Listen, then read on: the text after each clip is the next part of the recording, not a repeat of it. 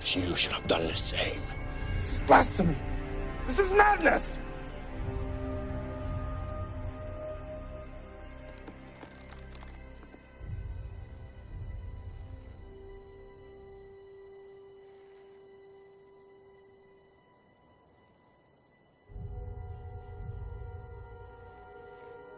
Madness. This is Sparta!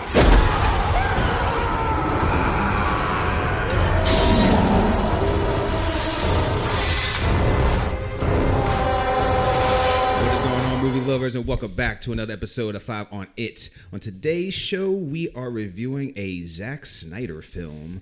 I know you Snyder fans can work yourselves up into a bit of a frenzy, but today we're going back into 2006 to review one of his first films. We're reviewing 300. But before we dive any further into that, don't forget to hit that subscribe button, drop a like, a share, a comment. What's your favorite Zack Snyder films? This definitely isn't my favorite Zack Snyder film. It's probably Watchmen, maybe. Well, it's funny you mentioned that. I mean, he had an impressive back-to-back drop with 300 and then followed it up with Watchmen. He also worked with the same cinematographer, Larry Fong, on 3 movies in a row.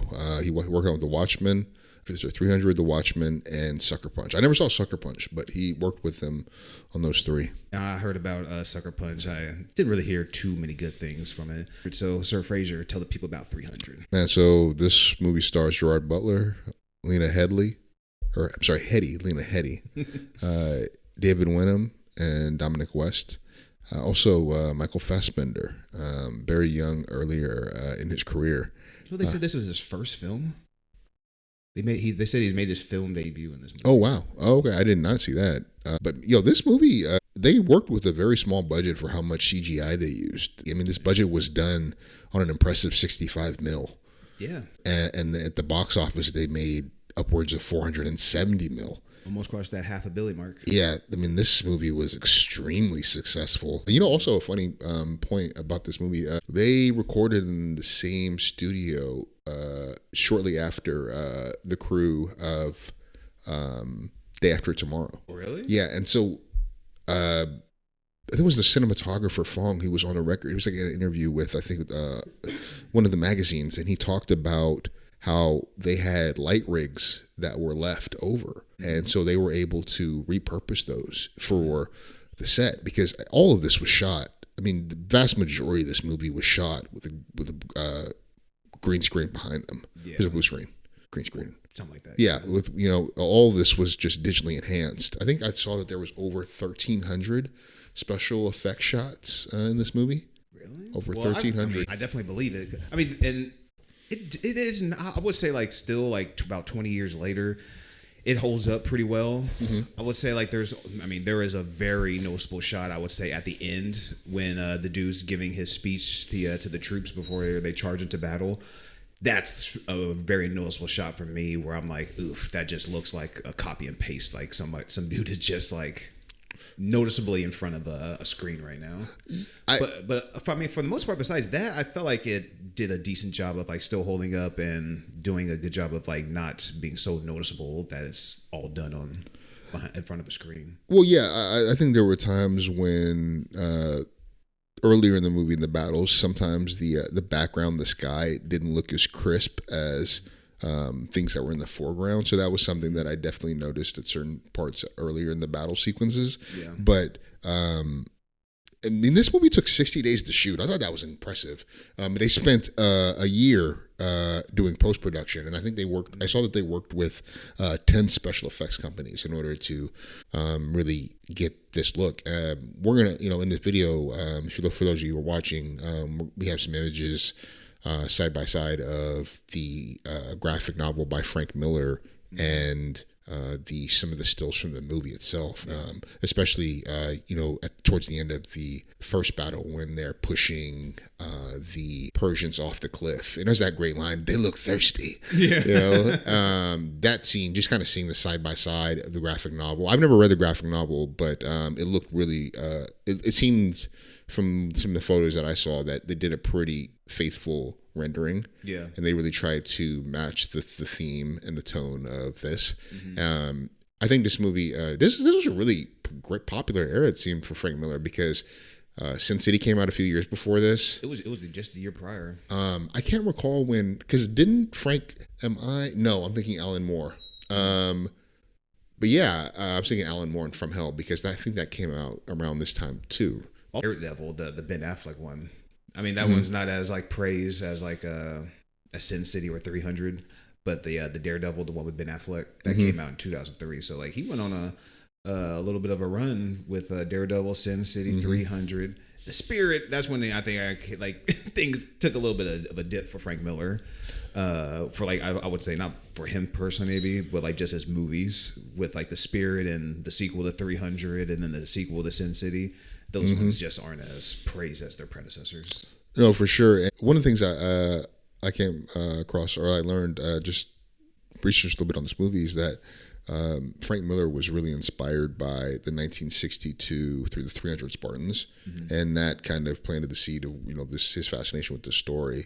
Yeah, fast forward and we got this really popular graphic novel, and then the movie that followed. I think the visual effects of this movie are, to me, is really what's most impressive to me, about in this movie. I would say, well, hold on. I would say that and the fight choreography. I think both of those things, they really line up super effectively in creating and really immersing us in this world. I have some negatives that are really going to detract from my score, but from just I do want to just celebrate the visual spectacle of this.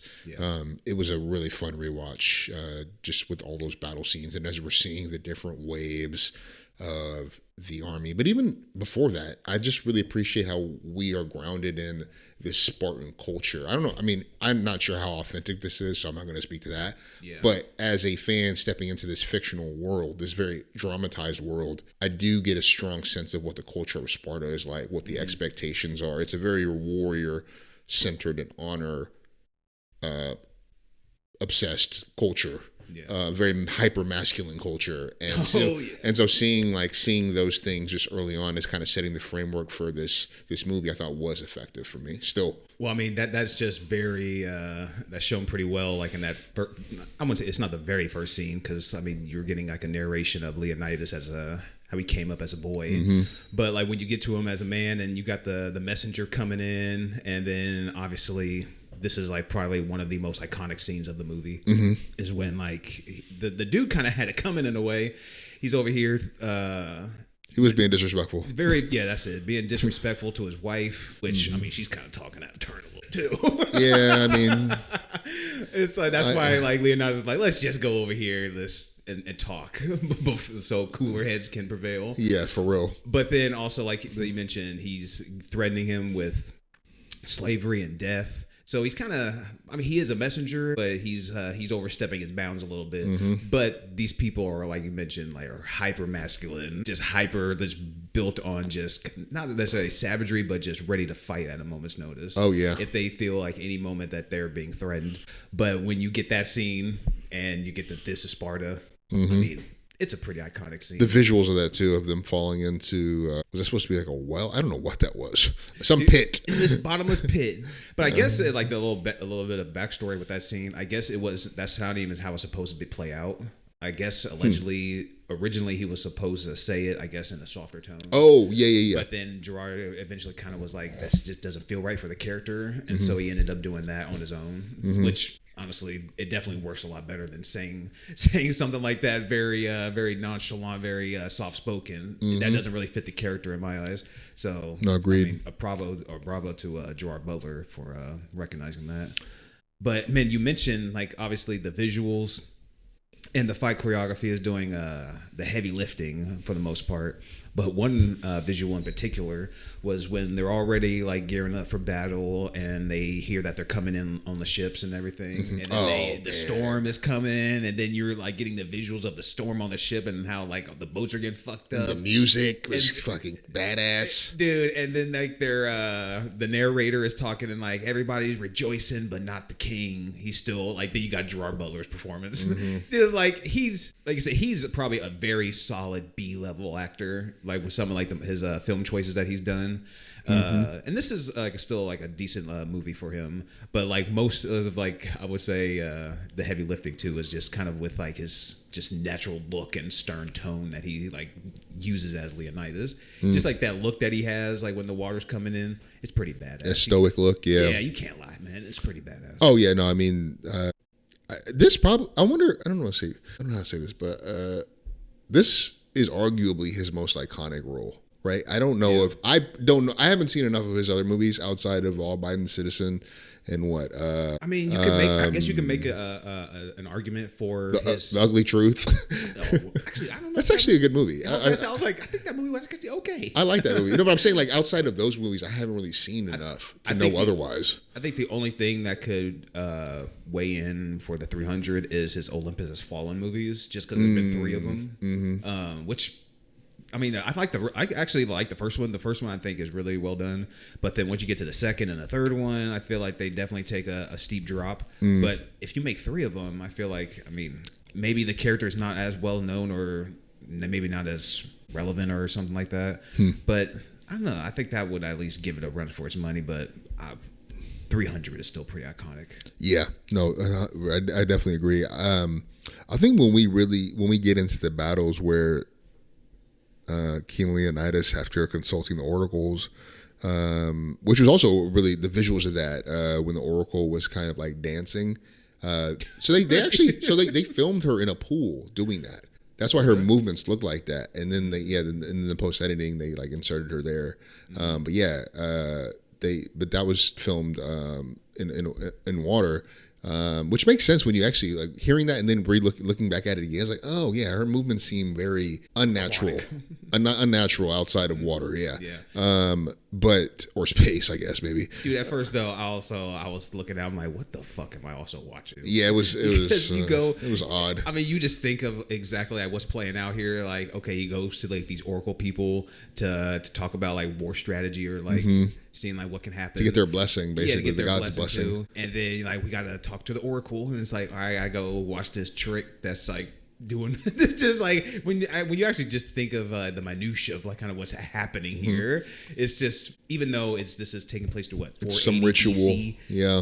It's just still very odd. I was kind of like, what the hell is going on? Why are we talking to this fucking this weird little bitch right now? Why don't we just go to battle? Well, yeah, and yeah, I mean I think that was like an interesting just kind of footnote, just kind of understanding again the culture of Sparta and also setting up the conflict that they didn't want him to go, and that politician who was scheming and working on the behest of the Persian Xerxes. That scene kind of pulls our coat to the fact that he's corrupt and that he is not acting. He's acting in his own interests. Yeah. But when Leonidas decides to go to war, and we kind of see Sparta outside of that bubble of Sparta in the way that it rubs up against the other Greeks. And how a lot of them are not warriors. They are not bricklayers. They don't have those yet. They're like they're tradesmen. When they meet the basically. Arcadians, yeah, the Arcadians are tradesmen. They're not warriors. They serve their purpose in this war or in this attempt to really deter Xerxes' army. But I mean the visuals of the Xerxes' army once we actually get there. Oh man! All of the waves that we see of the Xerxes army are one highlight of itself. Whether it's the first battle where we get the arrows that block out the sun, that was a beautiful detail. Where we face the immortals. The only one that I wasn't really a fan of is the magicians throwing these fucking BC grenades. I was like, I could do without. But the elephants though was another really cool vision. The visuals the rhinoceroses. Yeah, dude, there was a lot to be that was working for me in the battles itself though themselves. Dude, what made me laugh though, I wanted to go back though real quick when they meet the Arcadians. It's just because like it's just such a aggro testosterone scene too, because like it's like, but these people, they just want to help. They just want to help in the fight, and then you just had to clown these fools. Like, what are you? Oh, I'm a baker. Oh, I'm a teacher. I mean, that's not exactly what they said. I don't know, but it's just like, dude, yeah, I'm not exactly a soldier, but I'm here to fight for my own too. And they're just like, Spartans, what is your occupation? I was like, bro, all right, can we help or not? Yeah, for real. This is unnecessary. This is my home too, man. I'm just trying to fight. I'm not trying to be a slave. I'm not trying to die, or if I do die, it's going to be on the battlefield. But it's like, I'm like, damn, you didn't have a clown there. The arcade is like that, bro. No, that was a really funny scene. But also we get the betrayer. I can't remember his name right now. The deformed Spartan. It was I can't pronounce it. Iphilates. Yeah, I mean that whole scene where he is rejected by Leonidas for understandable reasons, and then that. Well, his spear looked pretty good though, bro. That jab, he could have just he used could somewhere. have been the way back. I know. It's like that's what I was also thinking. It's like, bro, did you really have to like shoot? I mean, I get it why you have to shoot him out, but it's still, couldn't you find something from the dude? Well, to be fair, he wanted to be a part of the group so bad. To be fair, he did say you could help take care of our wounded, tend to our wounded. So he did. It wasn't. It was a no, but. Right, yeah. As opposed to just, but anyways, his pride was ruined by his pride was punctured by that, and so that is what ultimately leads to Leonidas' downfall. Yeah, but then also, did I miss it too? Because like sometimes I'll go and I'll read the synopsis too, just back, just in case if like sometimes I'll like it'll answer like certain questions I have. Mm-hmm. It said that the dude told Leonidas about like that secret tunnel or that way that they could get led around. Mm-hmm. So it's like, I don't like, I mean, yeah, that does, I mean, him betraying him does lead to his downfall, but it's like he did know about that area. So maybe he should have just counted for that or something like that. Yeah. No, I didn't catch that. I remember that scene, and that was a vulnerability for them because the goal was to really bottleneck them through that narrow opening and then shredding them. And they did that, man. That first battle was really impressive, just seeing how methodical. And this goes back to, again, just the quality, I think, what stood out to me was quality of like the fight choreography, was just how fluid their motions were when they were repelling them with the shields. Then the people behind them would come forward and do their damage and so on. I mean, even that some of the solo shots we have of Leonidas when he throws his spear and we see it just like crushed old dude right in the chest. I mean, these were extremely intimate deaths. Or where he's eating the apple after the battle, and I was like, where'd he get that apple? Yeah, for real. He got carb load. Oh, can everybody get one of those? Yeah, for real. I need some water. Or the Michael Fassbender scene when old boy pulls up on him and cuts off his hand. Yeah, like you just get the great visual of him just jumping off the rock and then coming slicing his fucking hand. That was just also a great scene. Like you mentioned, like a lot of the heavy lifting with the visuals, with the fight choreography, all the battles are really well done for the most part. I mean, even the aesthetics of the Immortals, those masks were really cool. When you saw them unmasked, seeing their faces, that was really, really graphic. Then, the Xerxes Executioner, that thing with the hands, with like the saws or the axes. Oh, that was just a lot. Like we're really getting into the fantastical pretty much kind of right now. Yeah, 100%. Even when you get into I can almost believe, I suppose, like when they brought out, they call it, I forget what they actually called it, like when I think they were fighting like the Immortals and they had that almost Cyclops looking creature. But it wasn't a Cyclops, but it was just that a Frankenstein type creature. Yeah, but I was like, we're still trending into this. I know this movie is still like we're dabbing into the fantasy a little bit, but I was like, okay, we're really going into the fantasy realm. But then when you showed like the Executioner, I'm like, what in the thing? That I wouldn't say like I had to check my weed. I was like, what in the hell is this? I was like, I think we're maybe drifting a little too far into that realm, but I mean, it didn't lose me too much, I will say. No, yeah, it didn't lose me too much. But seeing bro, I was not a fan of the look of Xerxes. I was like, what is this? The voice was creepy as hell, though. Bro, the voice wasn't terrible. The acting wasn't good. Bro, let's go ahead and just dive into the negatives. Bro, the acting in this movie is not very good. No. It's capable at times, but it isn't very good. It really, in my opinion, it entirely relies on the fight choreography and the visuals. It's so rich. Visuals, like, I'm not complaining. Dude, but the acting... I was already thinking that you could honestly watch this movie with... On mute? Exactly. I'm not even playing, man. You could watch this movie on mute, and you would still get, like, the most out of this movie. You're not missing anything, really. I mean, because the story it's not, like, super deep or anything. It's just about... The Persians are trying to take over the Spartans, and they're going to war, and that's pretty much it. And like the Persians army is just going to keep sending these waves of people over and over again until they overwhelm them and end up meeting their demise. I mean, honestly, you kind of know exactly what's going to happen. Like with this, if it's just 300 against an army, you just know exactly what's going to happen. So like, I don't think you're getting like too rich of a story or anything. And like I said, and like the dialogue particularly isn't greatly written, and like the performance isn't great either. So like they're not really like given too much to work with, but they're not exactly high level even though you get old girl from Game of Thrones, but like so she's doing her better work in other projects, but it's like they're not really giving them much to work with in this. So, the dialogue is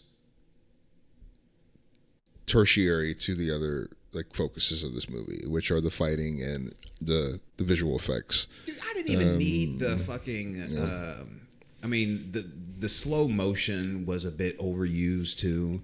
And even when you get into like the beginning of the movie and you show Gerard Butler's fucking ass cheeks and he's just looking out on the fucking horizon and stuff. I didn't need any of that scene between those characters. And then I definitely didn't need like a slow motion sex scene between the two characters. I was like, that's just, it is what it is. Honestly, I don't think there is a sex scene that you particularly need in a film. I don't think there's like, I think that on the top of my head, I can't really think of one where it's like, no, you need this to push the narrative forward. And especially in this movie, like you could have cut that whole fucking shit out. I don't really need it. And speaking of like the slow motion, it's like they even had a slow motion sequence of Lena Headey's character just running her hands through water. Like she was just like washing her hands or something. I forget. I think she was talking to the old boy, the trader guy.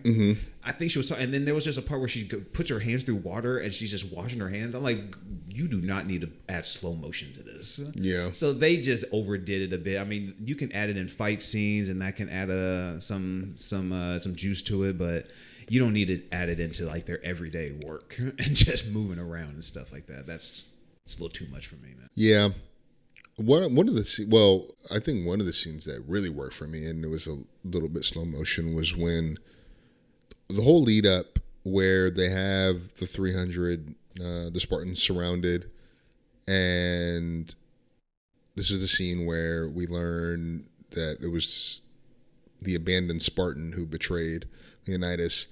And the narration, right, about his shield was too heavy. His helmet like blocked his sight, or hindered his view. And we're kind of getting the setup where he ends up throwing that spear at Xerxes. The actual shot where we're seeing it off of the reflection of the floor, the steps, and before it hits him, love that slow motion. Yeah, that was a excellent utilization of slow motion. Yeah, that's what you use it for. That exactly. That's a great part to use it, but you don't need to add it into every fight sequence. No, for sure. I'm just talking. I just was highlighting a couple of when the Frankenstein monster threw the axe. When you see it cut like part of his helmet, that's another super effective. Battle moments, I understand. Or even, but you got to be judicious in where you use it, right? Yeah, exactly. It's like you just can't overdo a certain trick that you use in the film. It was like that tombstone. No, we didn't need that.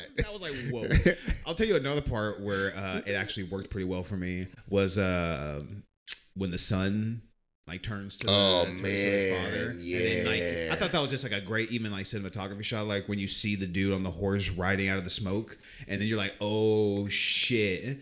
And so like that was a great use of the slow motion as well, and just like some great visuals. Yo, that was a clean cut. Oh my god! And then obviously the father, like with the narrator Blood going rage. over the audio, that the father like broke formation and he was in a blood rage. Dude, I was like, shit. That old boy might have broke formation, but he caught a bunch of bodies with him, and he didn't even bite the dust until the very end either. So it was kind of worth it on his part. But damn, to see your son like that.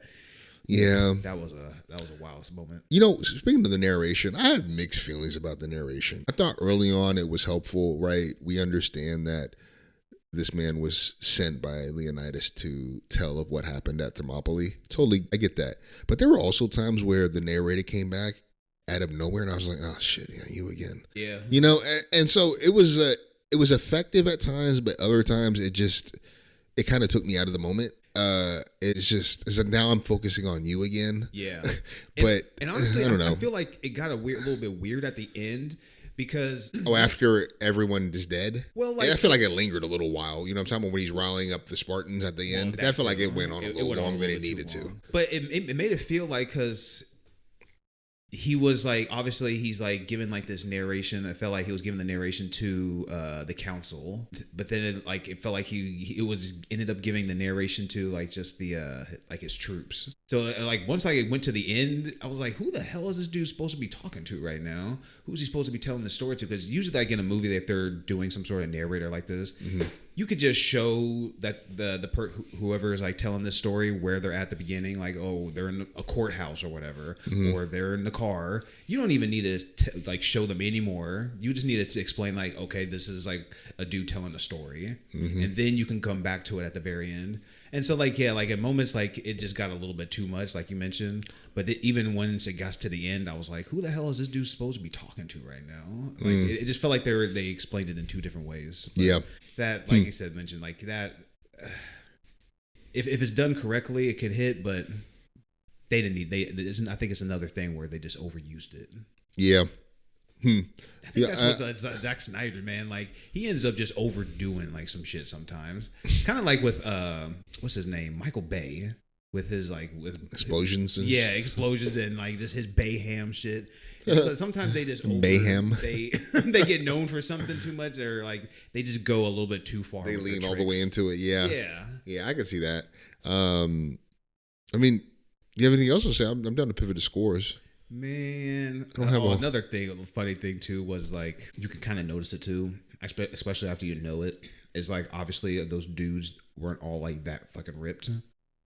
Gerard Butler mentions it. He was like talking about like they also like spray painted their abs and stuff. So I was like, I could kind of notice parts in that where I'm like, there's just no way that dude is that ripped right now. Like they're just kind of standing there and they just got these fucking just 6-pack abs. It just gets a little funny when you know some of like the behind the scenes stuff. But I know they did. I mean, some of the main stars, anyways, did put in. Oh yeah, they still put in some work. But yeah, they put in. I think they had like less than 4 months. Yeah, or maybe around 3 months. Now I think about to get into shape for this role, and they definitely. Yeah, I've seen stills where Gerard was standing next to Schneider when they were talking about whatever scenes. And yeah, he was towering over. He was a bit taller than Schneider, and you could tell like he looked a lot bigger. Yeah, well, that's what some interviews after 300, Gerard Butler talked about how like like especially like dating women and stuff, they would like go and see 300 and see that, and they're like, oh, all right, it's like that doesn't last forever. He said, like that was for a role. Yeah, to keep that tip top shape, it's like you got to live a very disciplined life. Yeah. And the world is full of sugars and sweets. for real. But I think we can pivot to scores, man. I'll start it off. Go ahead. Man, I'm just gonna give this movie a solid 3 for me. Although the visuals and like some of the action scenes do a very good job of hitting the high notes that it wants to hit, but like with the story just not being, that much to it, and obviously like the acting isn't like very high caliber. The movie just falls a little bit short, and honestly, this is the first time I think I've seen it since it came out about 20 years ago. But it was a decent rewatch. I mean, I would rewatch it again some point down the road.